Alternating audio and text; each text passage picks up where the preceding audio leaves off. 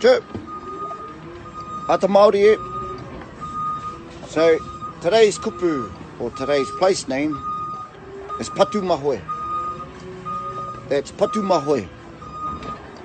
Okay, for those of you who are not sure where that place is, it's not too far from Pukekohe, Pokeno, Waiuku and Karaka.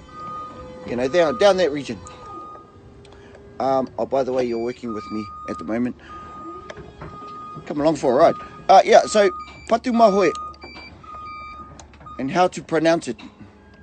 Okay, so just repeat after me. Pa tu ma hoe. Now the hoe part is probably the hardest part of that whole place name to say, because for some you're unsure on how to roll the O and the E together and get that sound of oe. Alright, so it's sort of like enunciating your vowels and rolling them in as one. Alright, so o and the e. O, e. And then you add the H. So it becomes ho, e. Ho, e.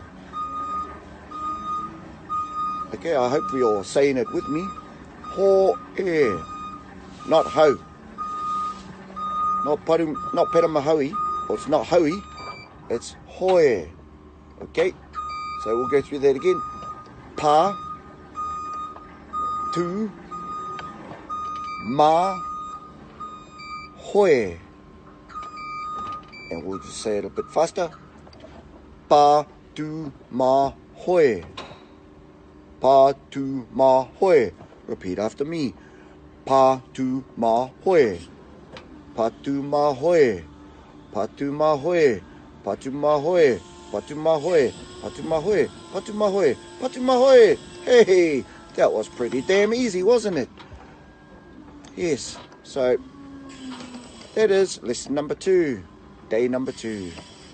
Patumahoe, not Patumahoe.